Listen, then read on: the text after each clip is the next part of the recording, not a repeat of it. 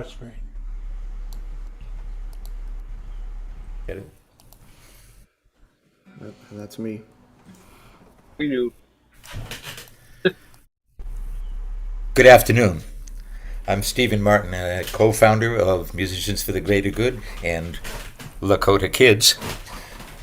And I would like to begin by acknowledging the Massachusetts, Pokanoket, and Wampanoag tribes of indigenous peoples, from whom the Commonwealth of Massachusetts and many of its towns and streets have taken their names. I'd like to pay my respect to the ancestral bloodline of these tribes and their descendants who still inhabit traditional ancestral territories to this day. We are here because in the United States, violence against indigenous women has reached unprecedented levels on tribal lands and in Alaska Native villages.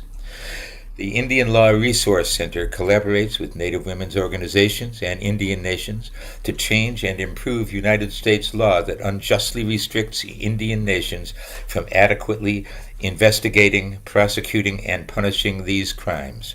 To learn more about the Indian Law Resource Center, go to indianlaw.org.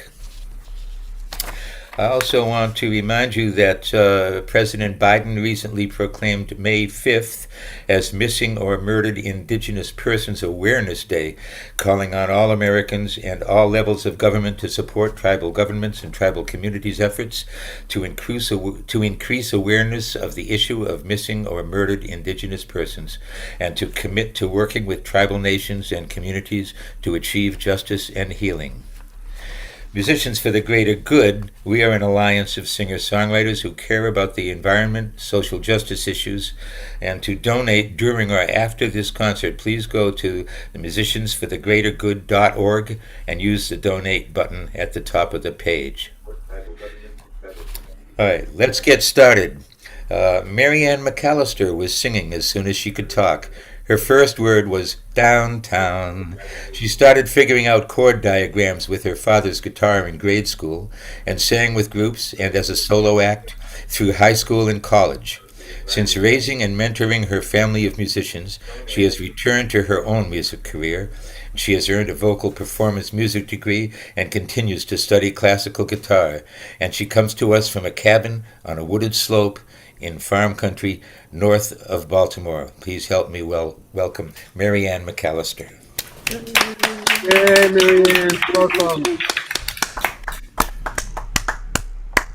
So honored to be able to join you for this afternoon. This song is from Hair, and yet so many songs from that musical are almost more relevant today than they were at the time the musical was written. This is Easy to Be Hard. How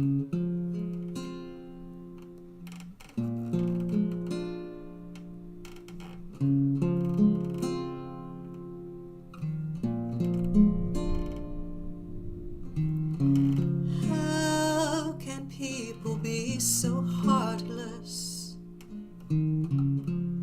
How can people be so cruel? Easy to be hard, easy to be cold.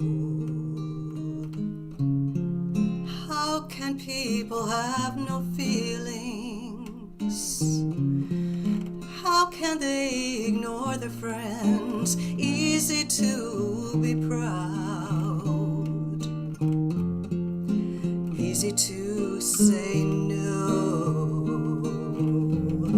Especially people who care about strangers, who care about evil and social injustice. Do you only care about the bleeding crowd? How about a needing friend? I need a friend.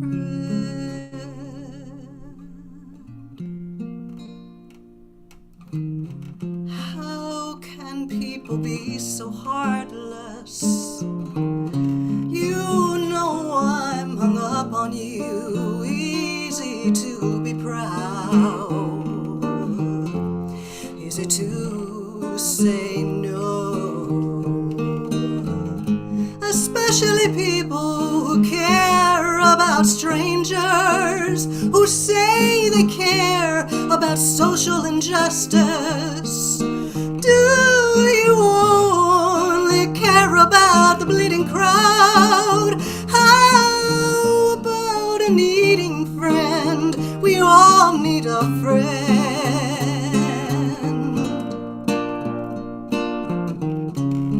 How can people be so heartless?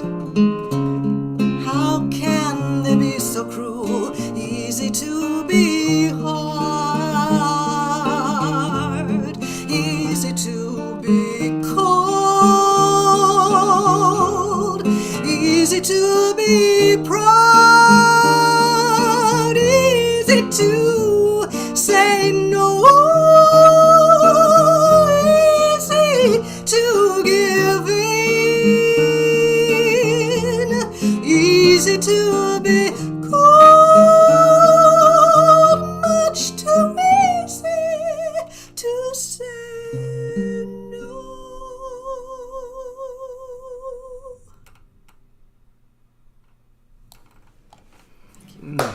Let's hear it for Marianne McAllister. Thank you, Marianne. MGG member Mike Delaney is a Boston area singer-songwriter and part of the music group The Tritones with Karen Sauer and Chris Lee. He's a founding member of the Roslindale Open Mic, and he has released 5 CDs, including Boston Harbor, No Longer, Dirty Water. Give it up for Mike Delaney. Thanks. Hi. Thank you.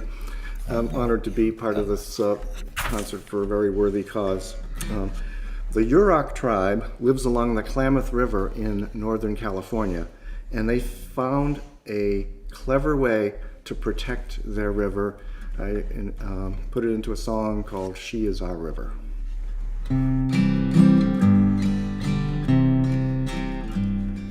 We are the downriver people. We call ourselves the Ool. We paddle along Klamath River. Her water was once clear and cool.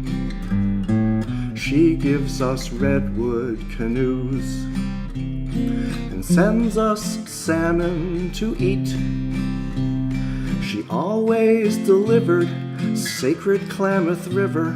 Our lives once were peaceful and sweet. She is our river, our life giver. She deserves to live long and in peace. She flows and feeds us, but now she needs us. We will deliver. She is our river. But who has taken our water and given back sewage and waste? Why do so few salmon spawn? Why is our river disgraced? The river needs our protection. The water, fish, and the birds. We must keep the river safe. We must be true to our word. She is our river, our life giver. She deserves to live long and in peace. She flows and feeds us, but now she needs us. We will deliver. She is our river. Now we declare that our river has the rights of a full tribal birth. From the lake all the way to the ocean, she nurtures us here on the earth. This is the best way to protect her, to make her a member of the tribe. We give her the rights of a person, because we know she is fully alive. She is our river, our life giver. She deserves to live long and in peace. She flows and feeds us, but now she needs us. We will deliver. She is our river. She is our river, our life giver. She deserves to live long and in peace. She flows and feeds us, but now she needs us. We will deliver. She is our river. She is our river. She is our river.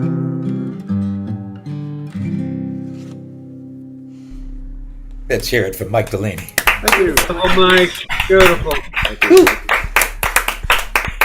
All right. Christopher T. Foley, an enrolled citizen of the Cherokee Nation, is a staff attorney with the Indian Law Resource Center in its Helena, Montana office. Chris works on international and national indigenous rights, supporting efforts to build and strengthen human rights standards relating to indigenous peoples on the center's domestic litigation and law reform projects. He focuses much of his time on the center's Safe Women, Strong Nations project, which works to end violence against American Indians, including Alaska Native women. Chris received his BA from Swarthmore College, his JD from Temple University, and he is admitted to practice law in Pennsylvania. Please welcome Chris Foley. Hey, Chris, welcome. Good evening. Good afternoon, everyone. Thank you all. Thank you to Musicians for the Greater Good for organizing this benefit for the Indian Law Resource Center, and thank you to all of the musicians who are here this evening and to everyone who is attending this concert. I'm very glad to be here with you. My name is Chris Foley. The introduction said a lot of what of that kind of introduction. I want to talk a little bit about the Indian Law Resource Center where I work, though. Many of you are probably unfamiliar with this. We're a small organization. The Indian Law Resource Center is a nonprofit law and advocacy organization that works with Indigenous peoples throughout the Western Hemisphere on human rights, land rights, environmental rights issues. So we work in Canada, the United States, but also Mexico, Central and South America. A lot of my work comes through one of our projects, which we call Safe Women, Strong Nations. This is a project that works with tribes and Indigenous organizations and advocates to end violence against Native women. We do this work in a few different ways. We have a few different modalities of work or ways of doing this job. We work through activism and public education, by advocating for law and policy reforms at tribal, state, and federal levels, and especially by using international human rights advocacy as another tool to complement and advance this work, to pressure the United States to meet its legal obligations, to reach a different kind of public audience, and to help us build and strengthen our advocacy coalition, to find new friends and allies, and to learn from others, to identify new legal arguments and new advocacy strategies. MMIW, missing and murdered Indigenous women, is one of the, is one theme that we work on. Indigenous women, as a group, suffer violence at disproportionate rates compared to other groups of women in the United States. In the US, for example, despite recent law reforms, more than 4 in 5 American Indian and Alaska Native women have experienced violence, and more than 1 in 2 have experienced sexual violence. Alaska Native women report physical assault rates up to 12 times higher than the rest of the country. And the vast majority of these crimes are committed by non-Indigenous perpetrators over whom tribal governments lack full criminal jurisdiction. When we talk about MMIW, about murdered and missing Indigenous women, what we're talking about is not just the high crime rate, but about the fact that very, very often crimes against Indigenous women are not investigated. They're not prosecuted, they're not treated as crimes. A mom calls the police to report her daughter missing, and the cop says, well, maybe she's with her friends. A Native woman is found dead in the forest, and the coroner's report says unknown causes. Indigenous women go missing and nothing happens. Indigenous women are murdered and nothing happens. In our work, there's a number of causes for this, right? This failure, this terrible human rights crisis is the result of a lot of different things. It's about individual violence committed by individuals, that's true. It's a result of racism, it's a result of misogyny, and it's also the result of colonialism. And in our work, that's really where we kind of focus in on is colonialism. We work mostly with Indigenous communities on Indigenous lands, on reservations in America, on Alaska Native villages. We see colonialism there as one of the driving forces of these crimes. American colonialism works by taking political power away from tribal governments, preventing tribal governments from protecting tribal citizens. It's not an accident that tribes lack criminal jurisdiction over non-Indians when they commit crimes. That's what colonialism is supposed to do. It makes tribal governments weak, and it creates lawlessness and hopelessness in indigenous communities. And this is something that America has deliberately done. This is a policy that our country has pursued over generations. And in a democracy, this means that this is something that we're all on the hook for. We're all responsible for the actions that our government takes, for the policies that our government has pursued, for the laws that our Congresses have passed, good and bad. And that sort of, responsibility that each of us share, that all of us have, is something I'm going to talk a little bit more about in the next segment. I get to talk to you a few different times, and I'm going to stop here for this one. And just again, I want to say thank you, and I want to invite you all to look at our website, the Indian Law Resource Center, indianlaw.org. There's a lot of material there about our work and the kind of projects that we do, and we're always interested in, we want people to know about us and know the work that we're doing, and get involved, follow us, listen to our videos, that sort of thing. So for now, that's all I'm going to say, and I'll talk with you all again soon. Thank you. Thank you, Christopher Foley. Thank you, Chris. Thanks so much, Chris. Stay with us. All right. Our next performer is an award-winning singer-songwriter and Native Alaskan Tlingit, Kim Moberg, who began playing guitar at the age of 14, but her ambition to develop a performance career was stalled by stage fright. In 2014, she set out to overcome that stage fright, write her first song, and quickly find success. Kim teamed with Grammy-nominated producer John Evans to record 2 albums, Above Ground and Up Around the Bend. Both recordings have received worldwide airplay and critical acclaim, charting on the International Folk DJ and NACC charts. Put your hands together for Kim Moberg. Oh, Kim. Hey, thank you very much. Thank you, Stephen, and thank you to Musicians for the Greater Good for doing this. Chris, thank you especially for all the very important work that you guys are doing at indianlaw.org. I'm going to play 2 songs for you. The first one is a song that I wrote to retell a story about a legend that's been passed down in the Tlingit culture from generation to generation. And the legend is how the raven stole the sun. And the story is about a very greedy chief who stole all the light from the world, and the raven who decided to steal it back for humanity and to give it to humanity. This is called The Raven.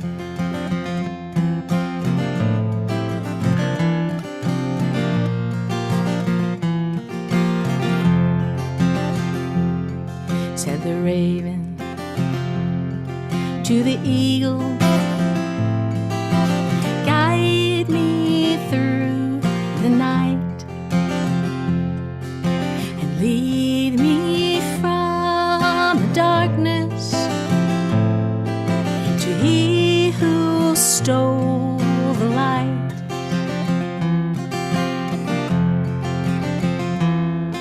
Answered eagle to the raven, seek the bent woods 3, one inside another, carved from cedar tree. Raven journeyed many miles, on mighty wing he took to flight, across the oceans deep and wide, till in his sight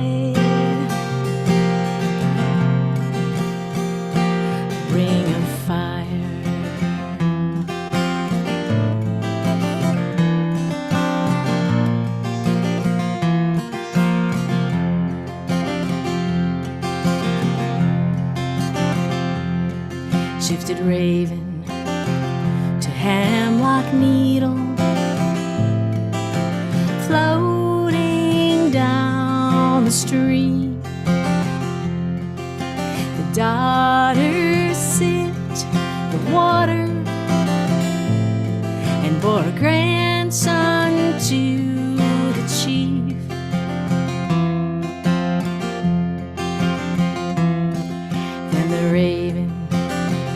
disguised as human,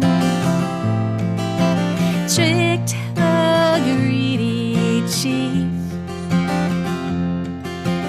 He opened all the boxes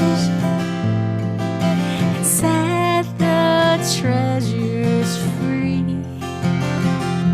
Scattered stars that shimmer bright hung the moon to light the night. Then rose the sun high in the sky, and unto the world released the fire.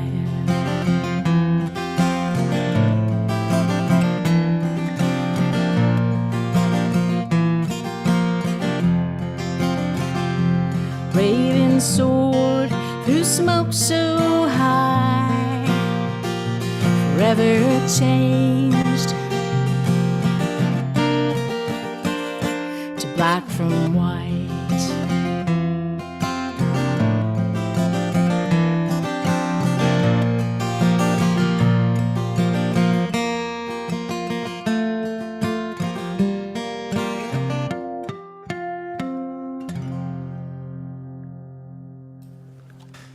Yes. Thank you very much.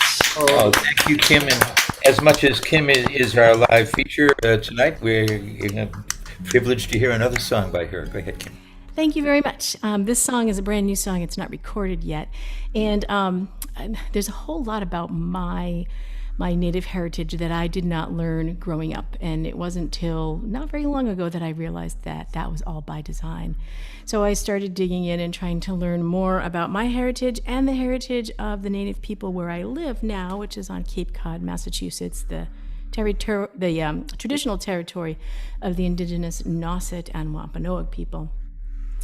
Also, to the north of us is the Anishinaabe people, and I discovered there's a legend that's been told for many, many generations among their people called the Seven Fires Prophecy. And it tells of the Anishinaabe people who lived in the northeastern part of North America, which is referred to as Turtle Island. And they were visited by 7 prophets, and each prophet gave a prediction of what was going to happen with humanity in the future. And it said we are currently in the time of the 6th fire, and we're standing at a very critical crossroads. And if we choose A, road A, it will lead to the 8th fire. The 8th fire will be lit, and it will lead to brotherhood and peace. But if we choose to ignore that road and go the other way, it is at our own peril. And so this song, I didn't know about this prophecy, so I wanted to write a song so I could educate non-native people about this prophecy. And this is called the seventh fire.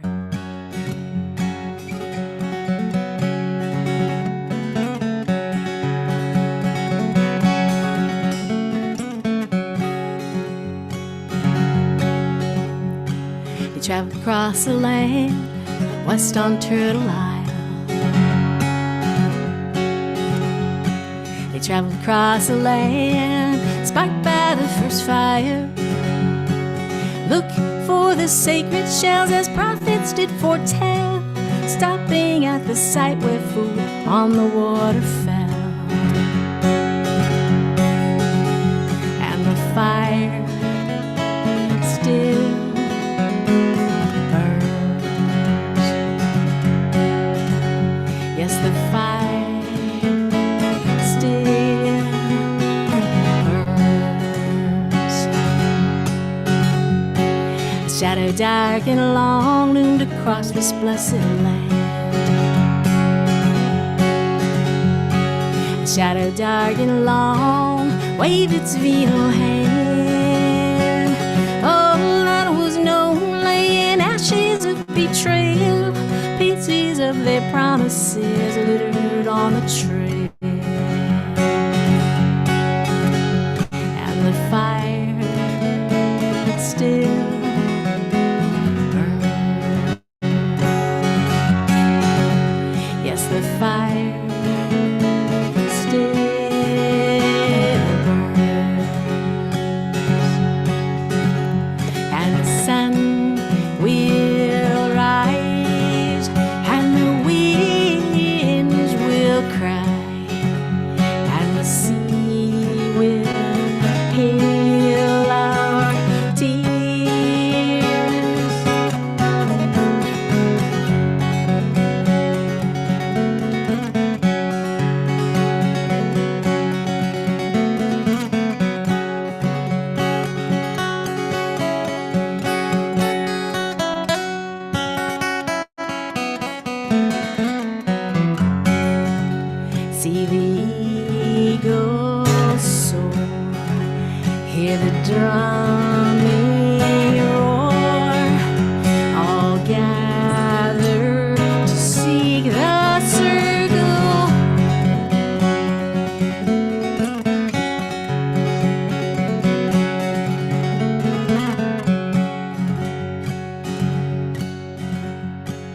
Seventh flame is nigh, heed what has been lost. Seventh flame is nigh, pay attention to the cost. Awaken the wisdom as bitter rivers flow. Choose the path to unify, return to what is now. And the fire still burns.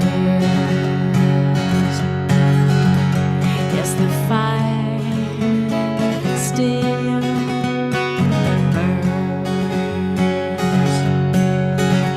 And the sun will rise, and the winds will cry, and the sea will heal our tears.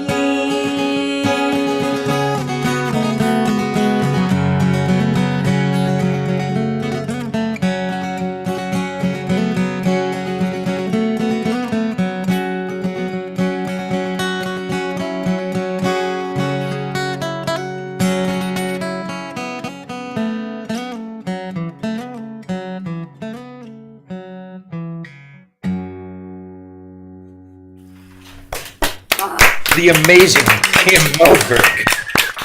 And that was so Very much. beautiful. Oh, thank you so much. Thank you. Thank you.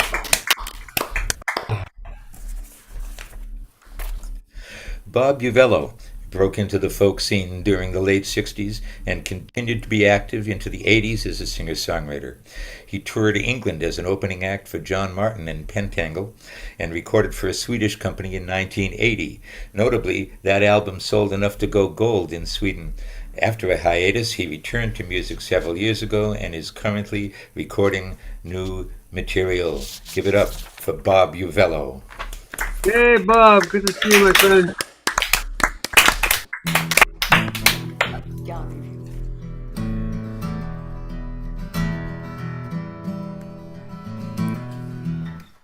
This is called The Land of Broken Stones. It appears on my recent album titled Deep Canyons.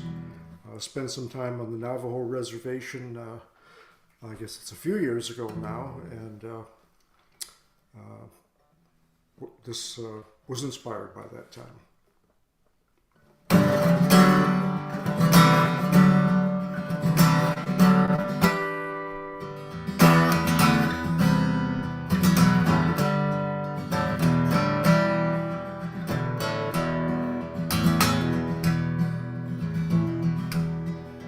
In the reservation store, she said to the Navajo man,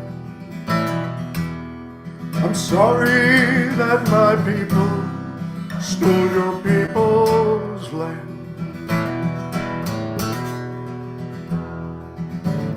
He looked at her through eyes black as a raven's wing. He said in reply, $45, please. Will there be anything else I can do for you? You decide what this song means. I got nothing more to say. But it's the way it all went down on that hot and dusty day.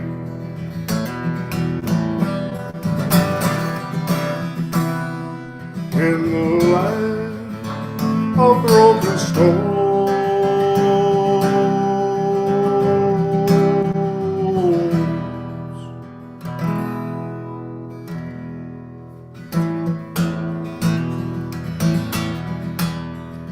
Was the last chance gas? The sign said 200 miles. So he pulled in to fill his tank and find him something cold. Old man approached, his face as creased as the red rock folds. I can pump my own gas, you know. All he said in reply, will that be high or low? Will there be anything else I can do for you. You decide what this all means. I got nothing more to say. It's the way it all went down on that hot and dusty day. In the land of bleaching bones.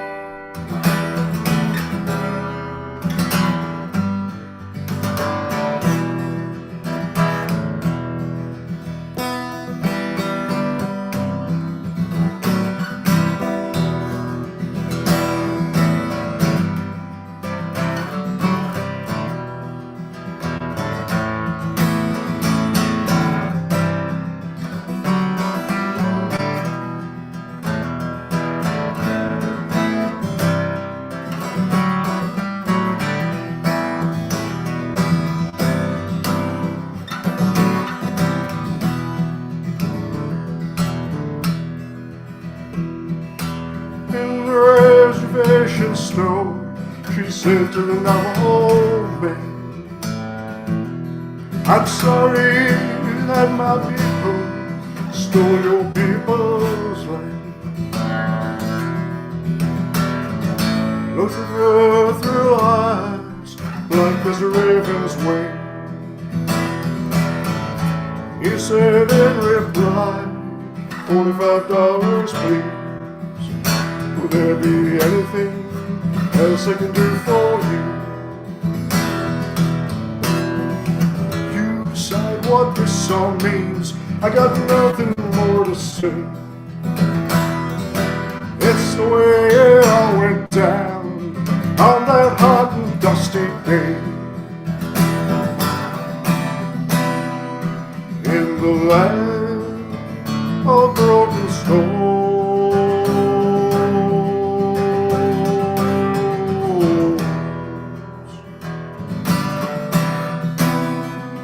In the land where the water no longer flows.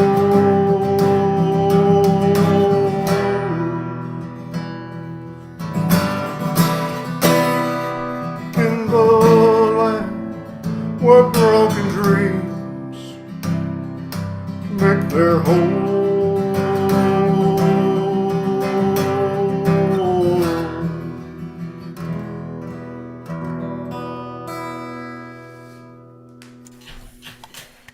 Cowboy Bob Uvello. Cowboy Bob, wonderful. That Cowboy Bob also painted that painting there behind him. He's just getting out of the way. He's an amazing artist as well. Olivia Brownlee. Thank you, Stephen. You're welcome, Bob. And everyone. Olivia Brownlee lives and works in Washington State. She describes her theater degrees as her training in semantical agility. She found herself relying on her educational foundation in a broad range of fields, including live historical interpretation, reimagined community, teaching music abroad and domestically without using words. She currently makes a lot of noise in the Spokane area, performing hot jazz and rockabilly. And she is driven to invigorate communities with music by, with, and for the people. Give it up, Elizabeth Brownlee. Wonderful, Olivia. Hi, can you hear me okay? Yes. Lovely. So my name's Olivia. I was going to do one song and then I completely changed my mind because I remembered that I'm in an amazing jazz band here in Spokane, Washington. And right now we're creating an album tributing Mildred Bailey. And I don't know if anybody knows who Mildred Bailey is, but one of the things that struck me while I'm listening today is I don't think people realize how much we owe to Native American heritage and Native American traditional music for what we call our culture today. Mildred Bailey was part of the Coeur d'Alene tribe here in our area.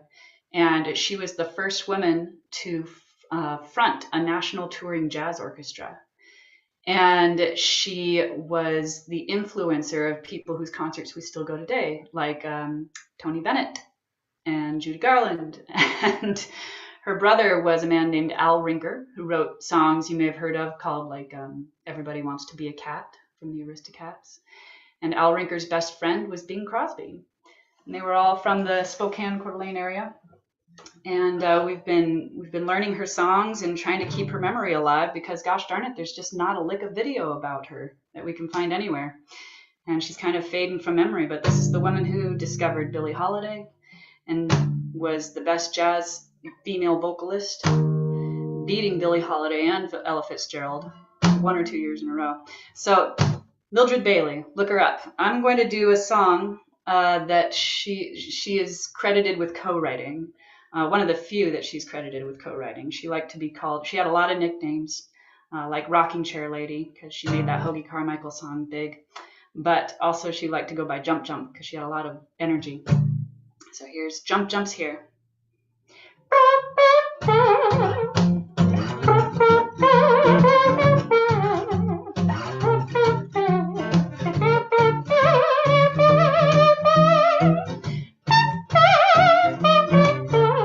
Step aside, Jump Jump's here, step aside, Jump Jump's here, a new tempo you all should know, step aside, Jump Jump's here, jump with pride, Jump Jump's here, learn to ride, Jump Jump's here, get on your feet, get off the beat, step aside, Jump Jump's here, say when you hear them jam bands play, they'll be jump, jump, jumping instead.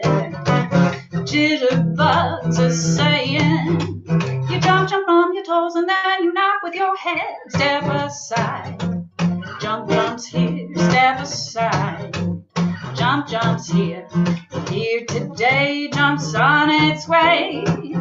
Step aside, Jump Jump's here.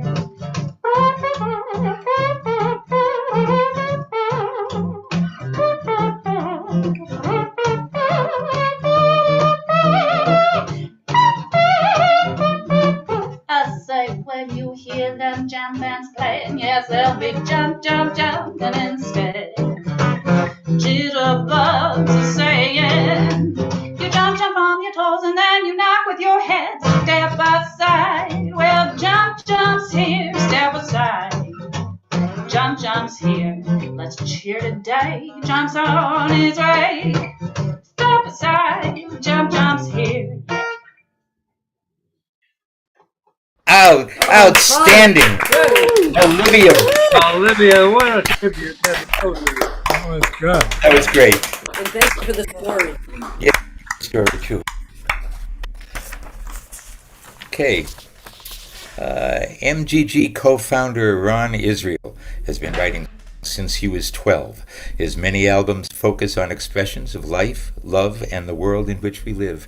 His work has been praised by the late John Hammond Sr. of Columbia Records, Richie Havens, Barry McGuire, and NPR's Susan Stamberg. Ron will, hopefully before he sings, talk about Musicians for the Greater Good's next concert, which will be held on June 26th, and that will be for abortion rights. Put your hands together for Ron Israel. Hey, Ron. Thank you, Stephen. Before I talk about the next concert, I do want to make a pitch for everyone listening and contributing to this show to make a donation to the Indian Law Resource Center. This concert is to benefit them, and there is a link on the MGG webpage, musiciansforthegreatergood.org, where you can go and make a donation. And I don't know, can you do that on YouTube, Mike? Can you donate through YouTube? No. No. There's a link on YouTube in the description to go to our webpage. Oh, okay. So you have to go to our webpage, but please donate. As Chris told us earlier, they're doing amazing, amazing work.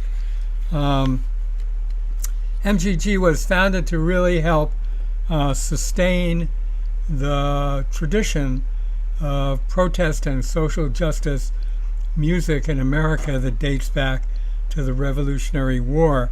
And for the past 2+ years or so, we have been doing monthly concerts to support that tradition and to help support organizations that we consider are doing outstanding work, such as the Indian Law Resource Center.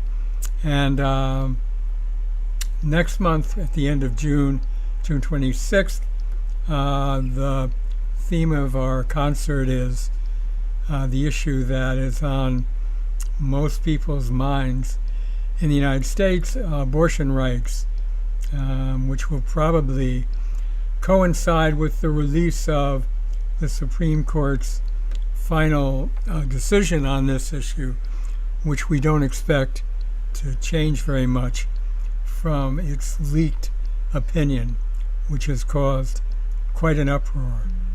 So this song I'm about to play touches all of these themes. It touches on the fact that in so many areas of our life, from the failure to address the tragedy of murdered and missing Indigenous women, to the failure to guarantee abortion rights for all women living in the United States. Song is called Poor Old Justice.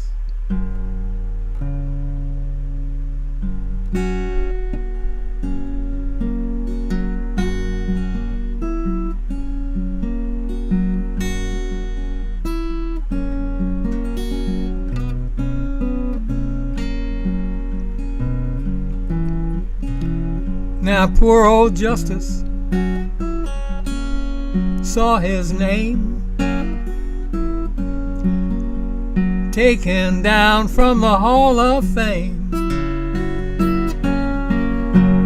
No one seemed to notice him. No one asked where he'd been.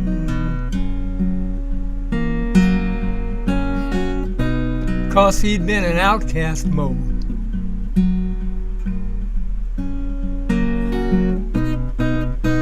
Wandering in no man's land. Walking down a lonesome road.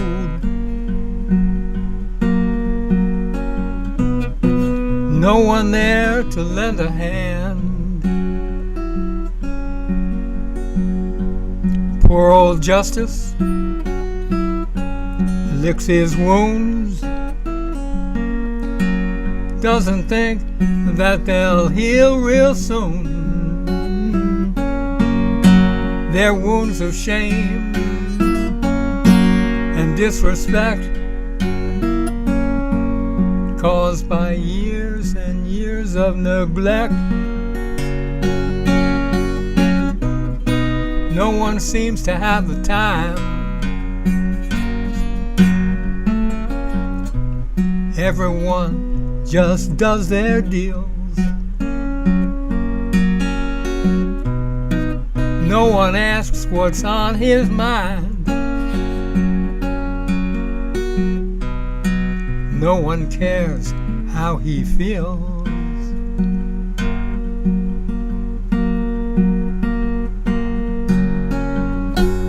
Buccaneers, quiet please.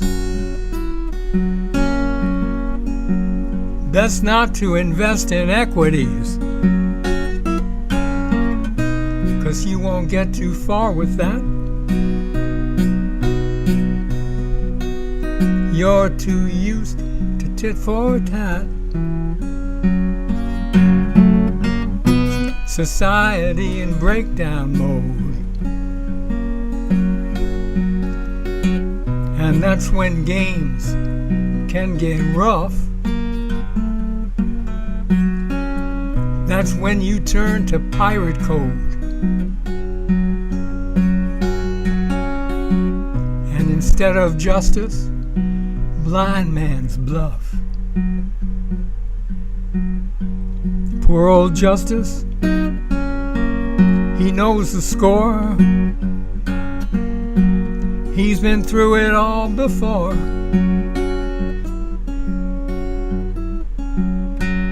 Things break down, deals fall through, and no one's sure just what to do. And usually he'd get that case. Now no one listens to his voice or sees the scars that line his face or cares when he has made his choice.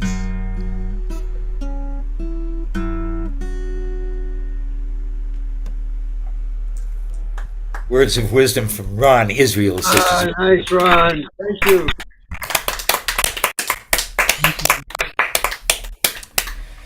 All right.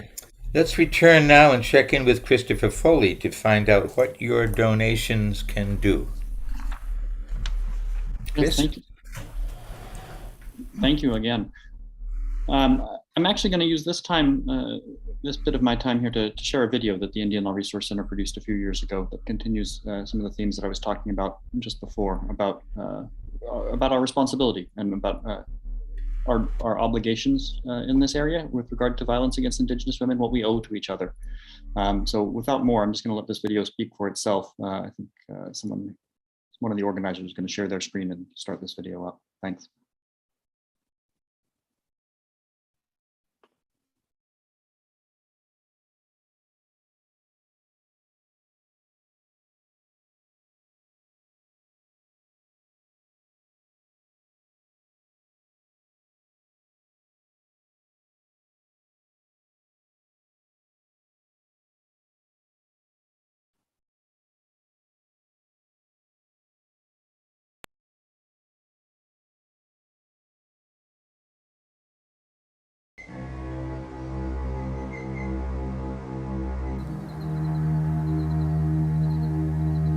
To the Indigenous woman, I'm sorry we have not fought harder for you.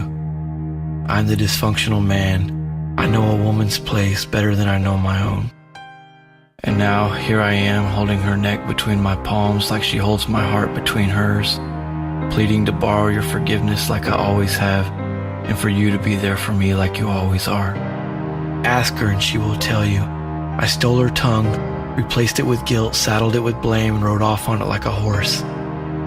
Choose your words like chess pieces, burn your hopes like cedar, pull that smoke over you like a blanket, put a cigarette out on you 'cause I can. Pray that someone hears you. Clutch it, pretend it's still there, even after it's gone. This path of least resistance, the intersection of law and people, to doctors without clues, for say-nothing neighbors, do-nothing attorneys, and quiet parents with no memories. Thank you. You make all of this possible. We couldn't fail these women without your help. For the woman and her baby left for dead by the police in her home while they gave a ride to her attacker back to his house. To the girlfriend punched in her pregnant stomach, to the wife who took the beatings so her kids wouldn't have to. To the daughter who found a man as abusive as her dad, to the co-ed who will never go to the 9 again, to the restraining order as strong as the paper it's made from, and to the shelter with not enough beds. I give 1,000 sweats for rape victims, 1,000 doctorings for husbands, 1,000 prayer ties for courage, 1,000 meetings for silence, 1,000 songs for patience, and 1,000 fires or enough light to fill a room, to reflect off a mirror the size of the moon, just so we can see ourselves for what we are. Complicit. So I dare you to protect them, Mr. President. I dare you to make laws for them, Senator and Representatives. I dare you to try to stop me, tribal leaders. I dare you to go look for me, police officer. For every 1,000 Native women in your district, 330 of them will be sexually assaulted. 88% of the perpetrators will be non-Native, and every piece of every legislation needs a champion, but not all champions are leaders, and not all leaders are men, just like not all kisses are wanted, and not all laws are consensual. They trespass her body like they trespass this land, in the corner of a HUD home, in the back seat of a car, in a courtroom, in every hall of every government. We fail them. And the terrorist threat is in the same house, in the same car, goes to the same school, and works at the same job, and a threat 10 times more likely to murder her than anyone else. This war is at home. Living room battlegrounds, bathroom infirmaries, backseat trenches, fists like tanks, sex like a war trophy. Under treaties of silence, she whispered to me, "Please, please stop. I am your wife. I am your sister. I am your mother. I am your daughter. You are supposed to protect me. You are supposed to be a warrior. Protect me from you, from him, from all of them. Tell me you have daughters. Tell me you don't want this for them. Tell me you won't joke about this with your friends. Tell me you won't forget we talk. Tell me you will do something. Do something."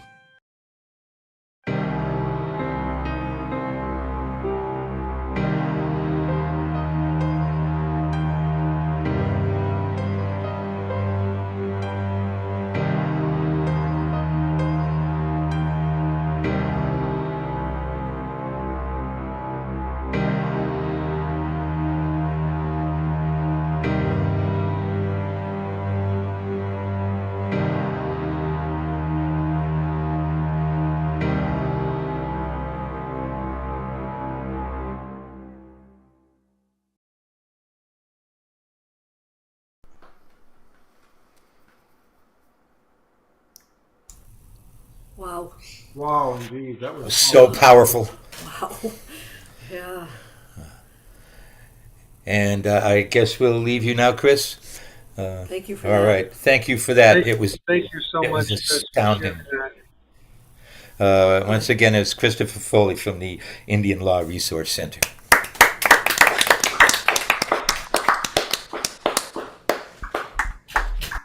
That was really well done. Now, Katy Bach is a Massachusetts-based singer-songwriter and part of the duo Sparrow Blue. She blends folk, country, bluegrass, and old-time influences to paint musical pictures of times gone by, hard times, and new beginnings. She released Sparrow Blue's first full-length album, Rabbit in the Moon, in 2018. It reached #1 on the Roots Music Report. She's been featured at folk venues, concert halls, and house concerts throughout New England and beyond, while parenting 5 kids. When not performing, she volunteers at the South Shore Folk Music Club with a mission of keeping folk music alive and well on the South Shore of Massachusetts. Sisters and brothers, it's Katy Bach. Hey, Katie, welcome. Thanks so much. So I'm without my duo partner today, so I thought I would play a traditional fiddle tune, a Scottish tune called Neil Gow's Lament for the Death of His Second Wife. And it's one of my favorite airs to play. I don't get to play it very often. Usually in concert venues, we try to keep it pretty upbeat and light, but I thought it would be fitting for today.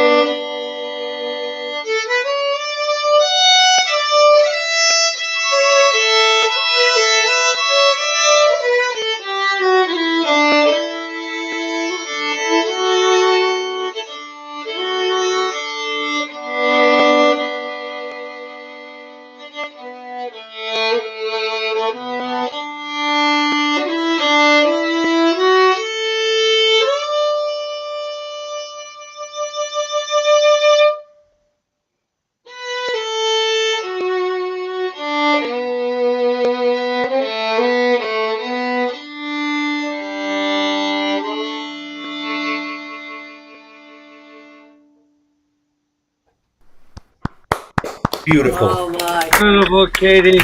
Good job. Gorgeous. Wow. All right. Award-winning singer-songwriter, recording artist Callie Bennett is a leader in her community and aspires to inspire, encourage, and bring hope to those around her. Callie was adopted at 4 months old from Seoul, South Korea, and was raised both on and off the Navajo reservation. Excuse me. Not only have the Navajo Diné people adopted and embraced her, but she has embraced the people and the Navajo Diné heritage as her own. Today, Callie's music and art are inspired by her family and by her American Indian culture, and we are fortunate to have her having given us a video for this occasion. Callie Bennett. Hey, Callie.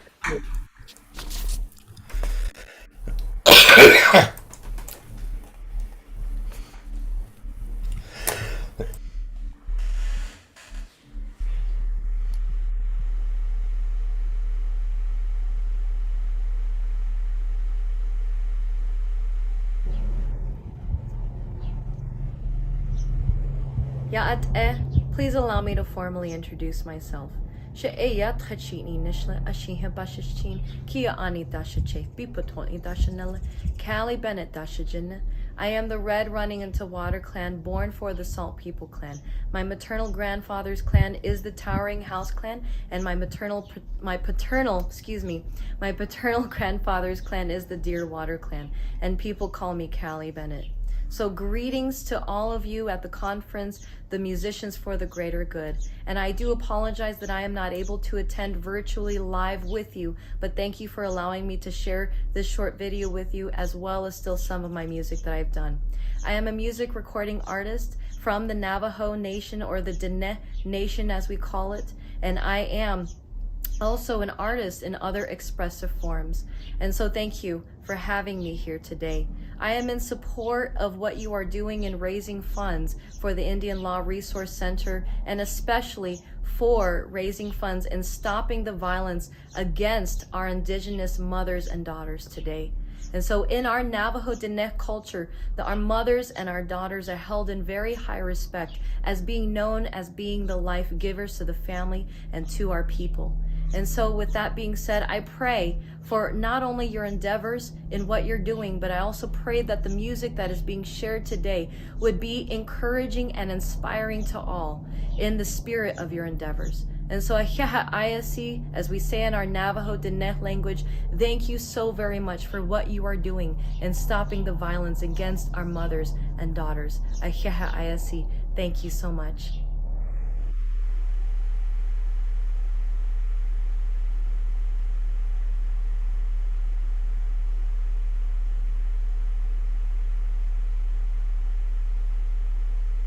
I believe we have another video coming up. There we go.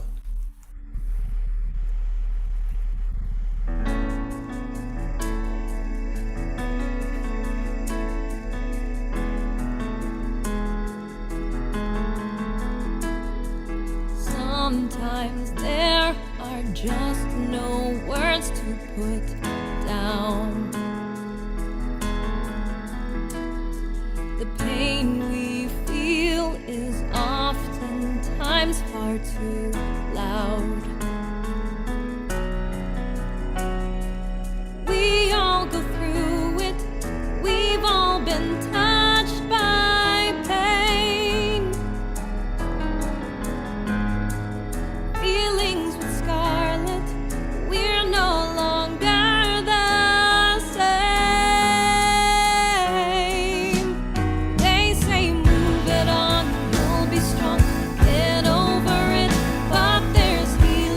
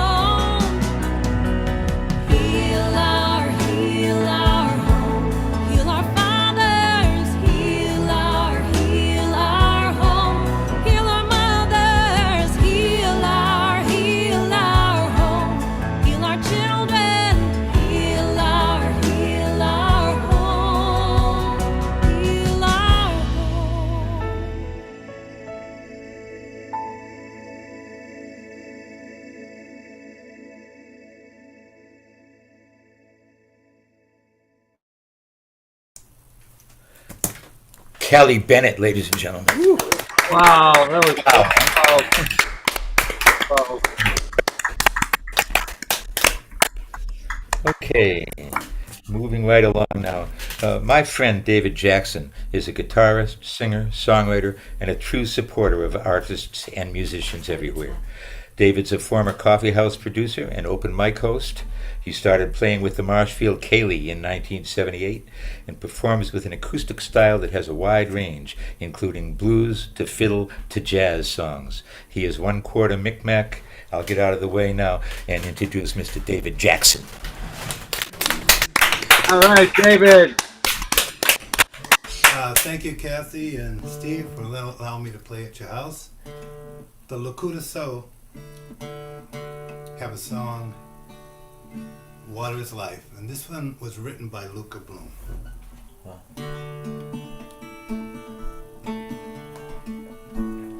All of the way, water is life, from the dawn of each day to the death of each night. All of the ocean, rivers and streams, filling our lives up, enriching our dreams. For brothers and sisters, water is life.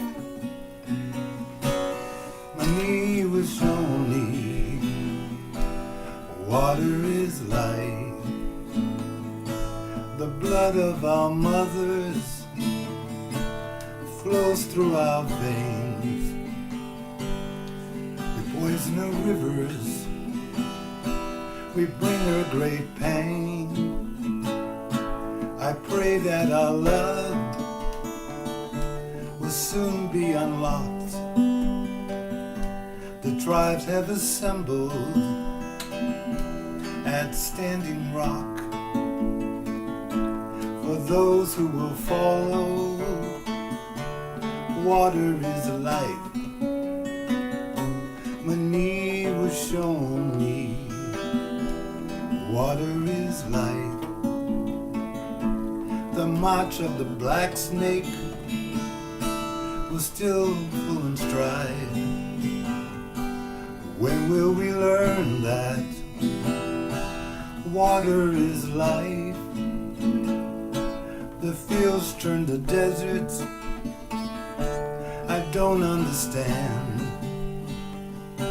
The silence of women, the blindness of man. For our dear mother, water is life. My knee was shown me, water is life. All of the seasons, may we do right. For our dear mother, sing water is life. My knee was shown me, water is life. My knee was shown me, water is life. Water is life. David. Oh, David. Beautiful. Beautiful. Okay. Jay, Singing Spirit Cunningham, has always suspected he had native blood, but was not told about it. From a young age, he was attracted to native culture, and he finally put the pieces of his lineage together at about 20 years of age, when he discovered that his mother was part Western Abenaki. So he started to learn native culture, medicine, drumming, flute playing, and crafting. He has led an Eastern Woodland powwow drum group and performs at powwows and spiritual gatherings. It's my privilege to introduce Jay, Singing Spirit Cunningham. Welcome, Jay. Good evening. Welcome. Yeah, I had the honor and then IW and the life givers, the women that have been taken from us, and the women that are here now, and the women yet to come. And we honor them with a Ojibwe song, a traditional Ojibwe song, and it's called Anishinaabe Kwe. So,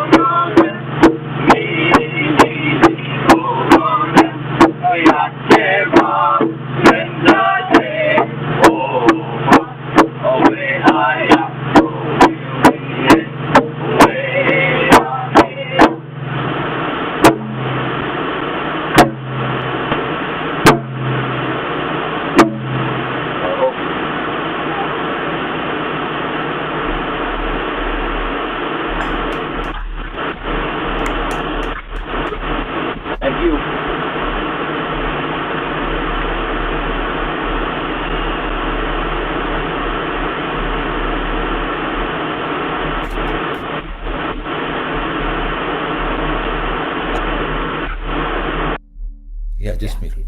Okay. Aho! Jay's singing spirit, Cunningham. Hey, Jay, thank you so much. Want to remind you one more time, Ron, to donate during or after this concert. Simply go to musiciansforthegreatergood.org and use the donate button at the top of the page. And I'll also take this opportunity to remind performers to mute yourself after you applaud for others. And we'll move right along and go back to Christopher Foley, who will explain to us the expected benefits of the programs at ILRC. Chris? Thank you. So in the first two times I spoke with you all, the first time I talked a little bit about the issue of violence against Indigenous women and what it is. And in the second one, I talked a little bit, or used the video to talk a little bit about why it's something that all of us have an obligation to act on, why we have to do things. In this little section, I want to talk a bit about what we do at the Indian Law Resource Center, how we address this issue. We see violence against Indigenous women as a human rights issue. The crimes that we're talking about, the systematic failures we talk about, are human rights issues.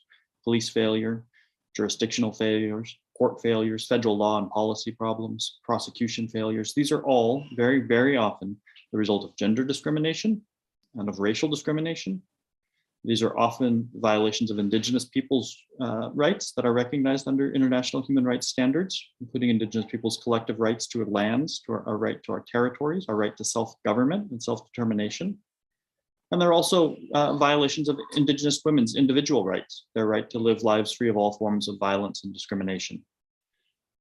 These are issues that go to the very heart of why we have international human rights law, go to the heart of why we have the United Nations, why we have the Organization of American States.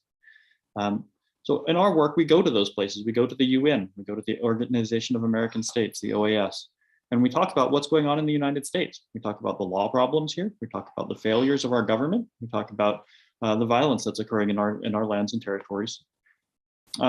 We use international advocacy, and you can do a few different things with it. We use it to raise awareness outside of the United States and inform the international community, tell other countries what's going on here in the United States. We use it to educate the United States, to talk to the US government about its obligations under international human rights law, and to urge Congress to change bad law, discriminatory law, laws that fail to protect Native women and Native communities. International advocacy is also a space where we can use to create new laws, new precedents that we can use to inform legal arguments back home, back here in the United States. And we use it to complement the grassroots efforts that Native women, actual Native women around the country do all the time. We use this to put pressure on the United States to act. In effect, we shame the United States on the world arena by raising awareness of these human rights violations in Indian country and Alaskan Native villages. It allows international human rights bodies and experts to comment publicly on the United States' actions and its failures, to make recommendations, and to determine whether the United States is meeting its obligations. Is the United States doing what it has said it would do? The United States signs human rights treaties. We say that we're going to do things. We say this is the law. And then we don't always do it in the United States. The US government doesn't do what it says it would. So that's part of what we do. We do this substantive work, right? We talk about this issue as we talk about the legal aspect of violence against Indigenous women. Another part of what we do, though, and a really important, perhaps most essential part of what we do, is capacity building, we call it. Is training Indigenous women, Indigenous leaders to use the UN to speak for themselves. In advance of our participation in any UN session, we seek partner organizations. We find organizations that want to work with us. We train them about where we're going, what we're doing, and what the message that we listen to them about what messages they want to bring, what they want to speak about. And then we help give them the tools and the opportunities to make the points that they need to make. So that's kind of how we work. We frame this issue as a human rights issue. We do the work there to explain the legal case for why crimes against Indigenous women violate human rights treaties. And then we train Indigenous women's organizations, we train tribal leaders to use the UN to make these points, to talk about the problems that we face in our communities, and to seek justice, to seek change from the United States government, and to seek pressure from other countries to help the United States understand what its obligations are and to change its behavior. That's what I'm going to say this time. Thank you. Thank you, Christopher Chris. Foley, ladies and gentlemen, thank you, sir, Thank you so for all much. that you do. And again, we want to remind you folks to donate to the ILRC for the essential work that they do by going to musiciansforthegreatergood.org and using the donate button at the top of the page. Moving right along.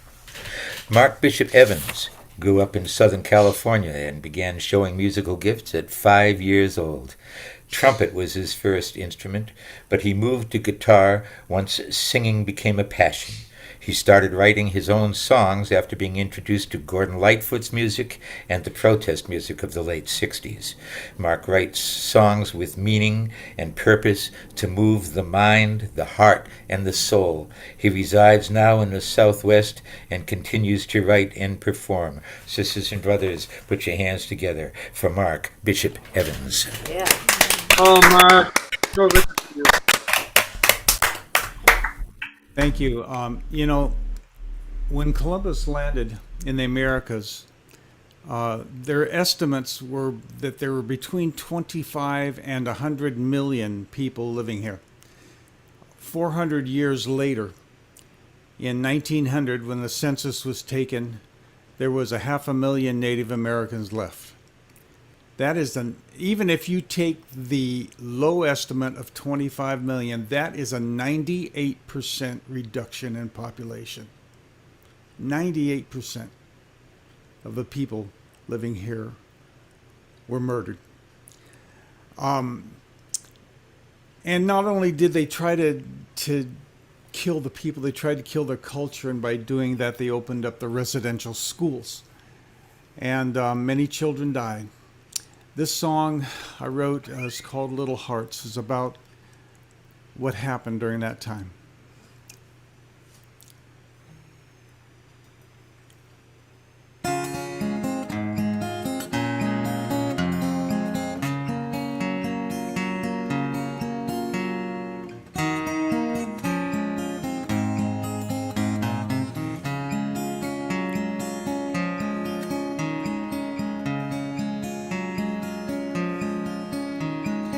Many years ago, when this land was our beautiful home, and buffalo and deer and the children of our people could roam, we hunted and we played and we lived and we loved as we pleased, taking what we needed while living with the mother in peace. Well, life had been that way for our people for so many years, and how could we imagine a future full of so many tears? So on the distant day when we saw the first white man appear, we opened up our arms, never knowing we had so much to fear. What started as a trickle eventually became a great flood that swept across the land, bringing nothing but fire and blood. We tried to stand our ground and hold on to a measure of pride, but all of it was nothing when placed against that onrushing tide.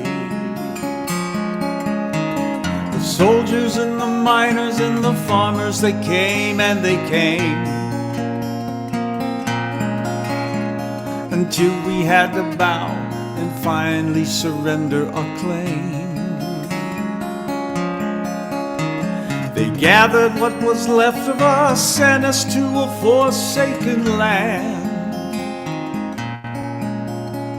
and many of our children died amid the cactus and sand. Little hearts, all alone. Little hearts need a home. Spirit hearts left to roam. little hearts, bring them home.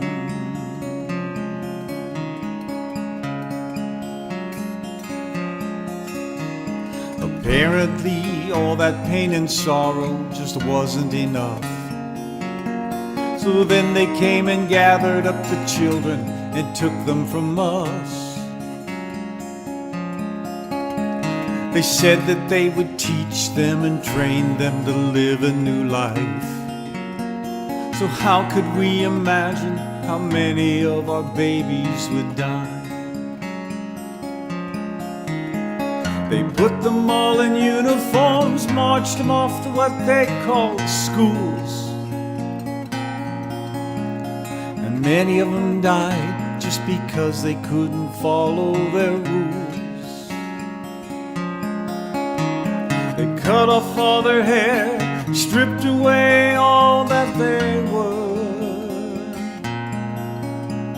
And those who survived are still so broken and scarred.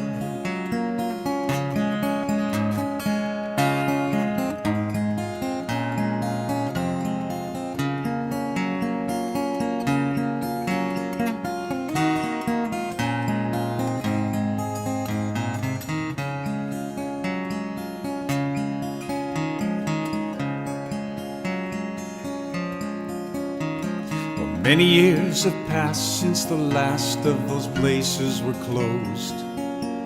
How many children never came home? Nobody knows. But by all accounts, there were several thousand children who died. And the churches and the governments are now admitting how much they lied.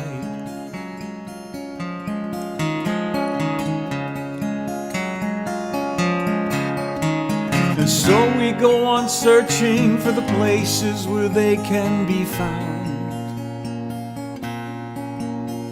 to rescue little hearts that are buried in unholy ground, gathering them up from the places where they are unknown, and weeping as we honor these babies we're bringing home. Little hearts all alone, little hearts need a home, spirit hearts left to roam.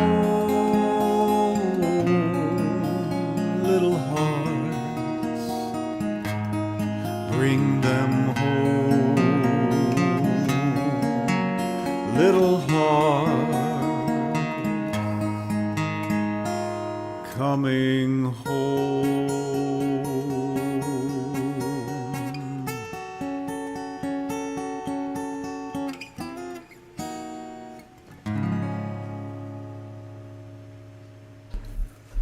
A beautiful song about the bitter so truth. beautiful, Mark. Thank you, brother.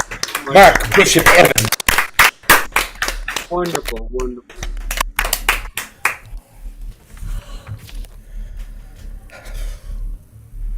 Jan Seides is a singer-songwriter that writes and performs original lyrics-driven, award-winning songs. And she works to combine uptown sophistication with down-home truth. Her songs have been presented with style and spirit in prestigious venues in the U.S., the Middle East, and Europe. Give it up for Jan Seides. Thank you. Well, being the grandchild of Jewish immigrants from Eastern Europe, I can say with some knowledge that I don't have any Native American blood in me, but I am a woman, and I currently live on Tonkawa lands in Central Texas.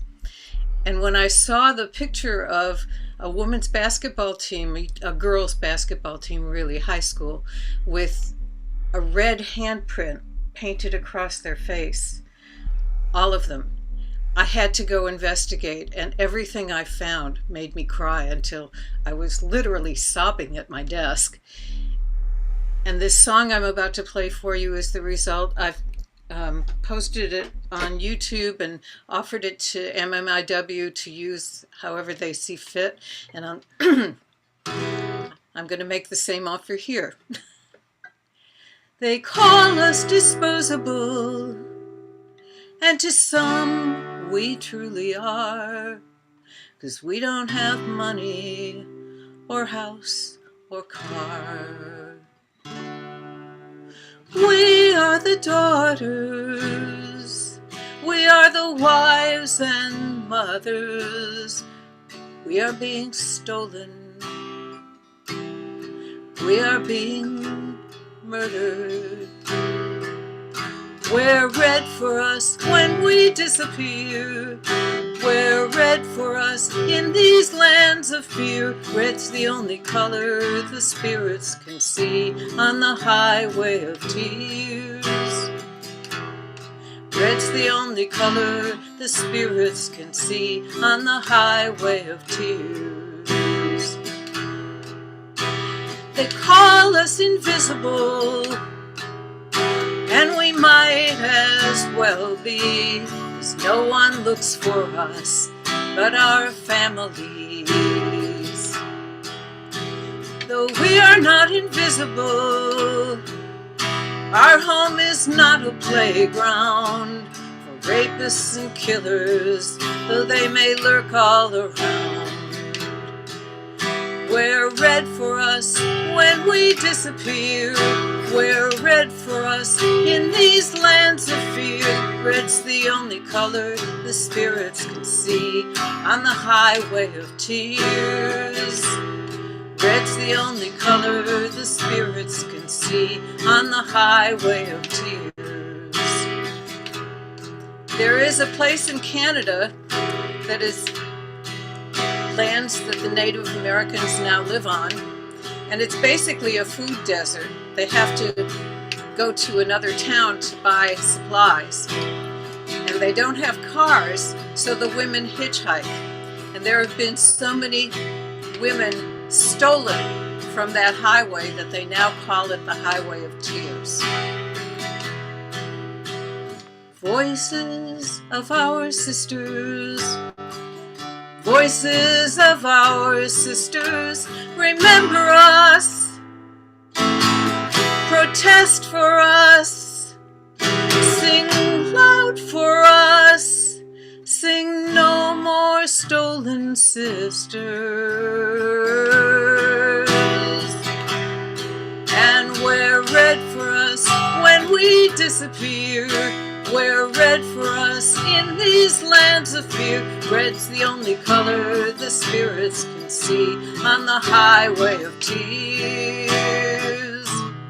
Red's the only color the spirits can see on the highway of tears. They call us invisible, and for some we truly are. You must look to see our humanity.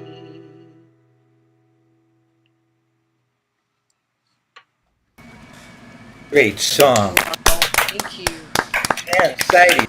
Oh, thank you so much, Shane. That is beautiful. Thanks very much for allowing me to do that. It's just a great song. Thank you. You wrote it especially for this occasion, I know. So thank you for that. We're on the home stretch now, sisters and brothers. MGG member Tom Maynard, who has been sort of running this whole thing today on Zoom, is a singer-songwriter from the greater Boston area. He's been writing and performing in the local music scene for over 20 years. His songs are grounded in his family life and in the natural world, as well as inspired by current historical events, often addressing social and cultural inequities. He has 2 albums of original music, both of which are great, and is most recently found performing at various virtual open mics, just like the rest of us. Give it up, please, for Tom Maynard. Hey, Tom. Thank you. Thanks so much. I'm going to do a Native American flute piece for you. This is actually an original tune that I put on my second album. I Don't Claim Native Blood. One of the tribes lands in which I currently live would be the Pentucket. So I'm here in southern New Hampshire. One of the wonderful stories that attracted me to this style of flute was the idea that our breath as spirit enlivens the instrument. And so one can think of this as singing the trees. This particular tune is called Up in the Cloudless Sky.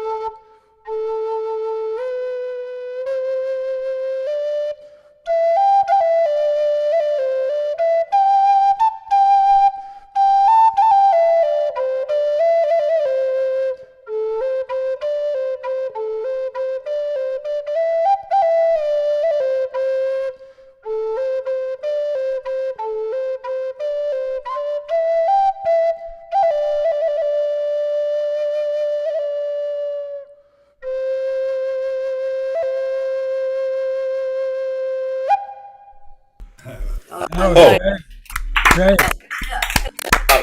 Wow, Tom, Thanks so that was much. beautiful. Thank you so much.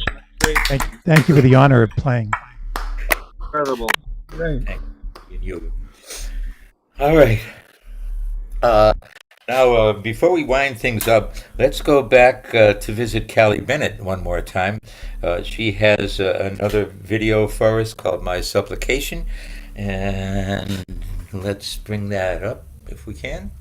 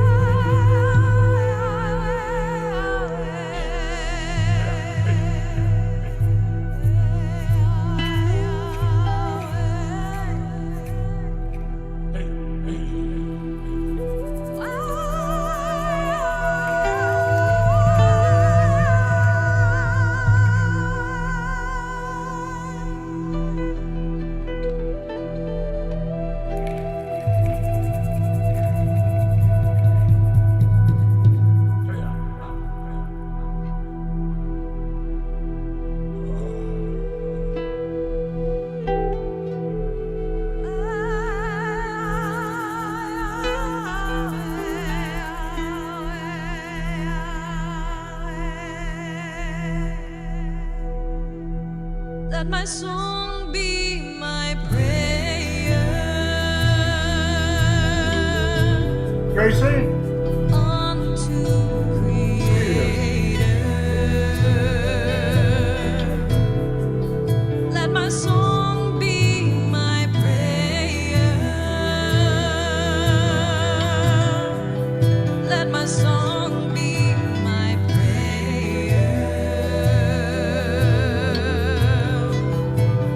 Unto Creator.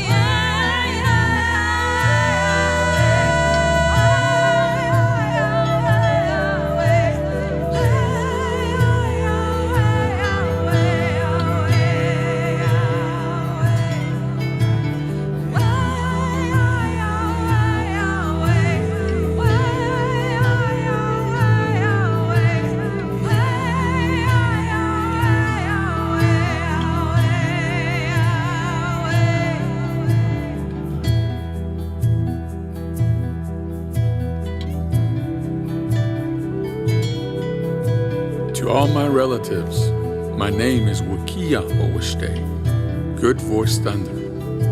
Let my song be my prayer. In a world of confusion, a place without respect, and no honor for life, we must return to our spiritual leaders, our holy men, our holy women. We must return to our spiritual teachers. Who are our holy men? They are our spiritual guides, our ministers, our elders. We need our holy men to reconcile us to our core teachings of our culture. With dreams and vision, guided by the Holy Spirit, our men of old receive teachings of life's circle. With their prayers of faith and spiritual guidance is what leads us to our way of life, our culture.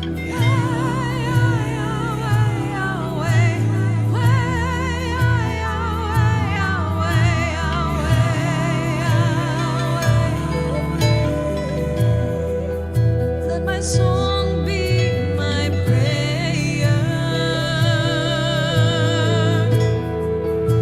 My song be my prayer. Let my song be my prayer. Unto Creator. Let my song be my prayer. Unto Creator. Oh, as the ancient ones, as it once was, let my song be my prayer.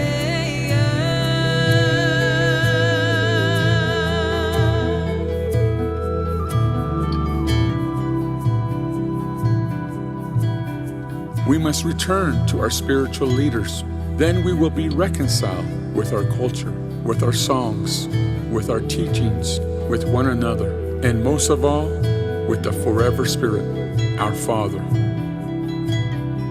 What good is our culture, our drums, our songs, our dance, our prayers, our languages, our churches, our ceremonies, without the teaching of our holy men?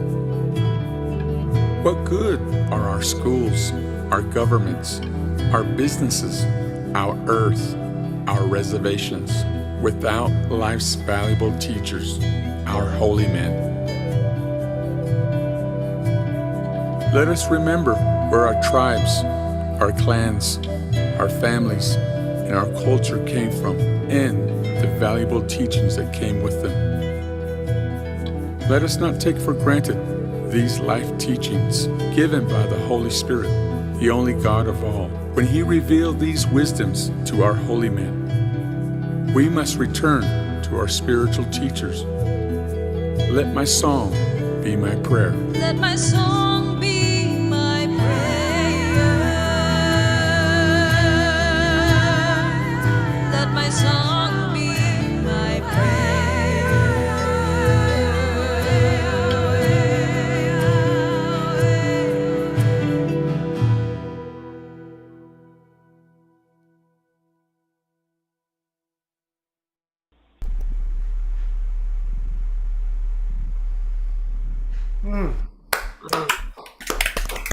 Good. Wow. Well, before we sink into the sunset, let's go back one more time and check in with Christopher Foley from the ILRC. There you are. Hey, Chris. Well, thank you all again. Thank you to Musicians for the Greater Good and to everyone else who had a hand in putting this evening together. I really appreciate the interest in the Indian Law Resource Center. I'm glad to be able to be before you and share a little bit about what we do. And thank you also to the audience, obviously, to those who've spent their Sunday here with us this evening. So that's a wonderful thing too. So thank you. I want to close, and some of what I say is kind of technical and it can be kind of dull. I know that. I'm an attorney, I understand. And some of the topics that we're talking about are hard and they're difficult. That's also a hard thing to do sometimes.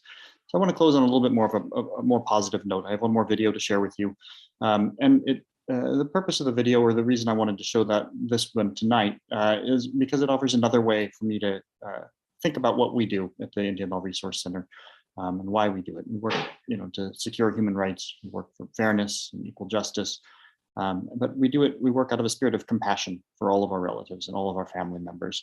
And I think I think I'll just let that be enough from me here tonight. So I'll just share this video with you all. And again, thank you. I'm glad to have been here. I'm glad to get to know this organization and to hear from these artists. They're all new to me, and it's been a good evening. So thank you. I would define Native love by showing compassion to one another. Violence was just never a part of Native culture. I mean, a Native woman should also be treated with compassion, because when you're compassionate about someone, you're realizing their struggles. Love maybe just saying nice things and really just empowering them with your words. One of the biggest hopes I have for the people in my community is to really look at each other as individuals, because then we'll respect our differences amongst one another, and rather than being in competition with each other, and rather than belittling one another or like looking at different people as being bad, we can help empower one another by, encouraging one another to find our self-worth, to find our roles, to find our purpose in life.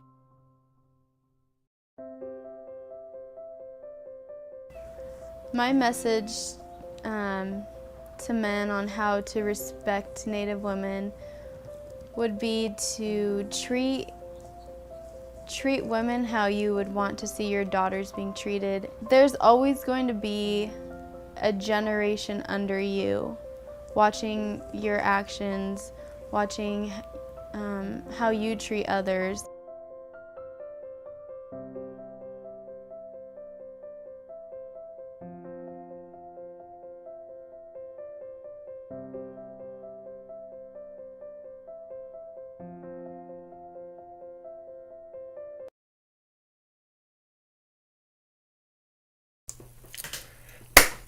Thank you so much.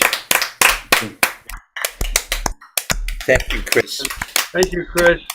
Everything's the incredibly important work that you all do. Really.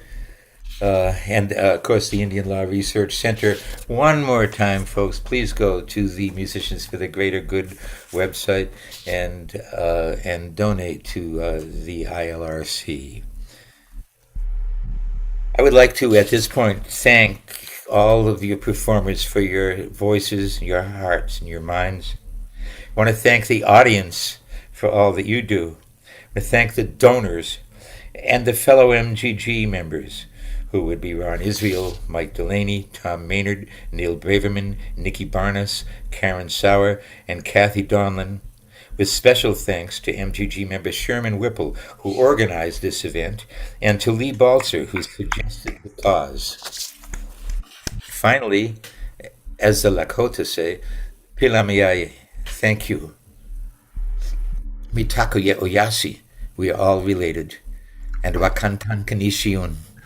May the Great Spirit walk with you. Thank you. Thank you, Stephen. Thank you, Stephen. Thank you, Stephen. Thank you, Stephen, and all the performers.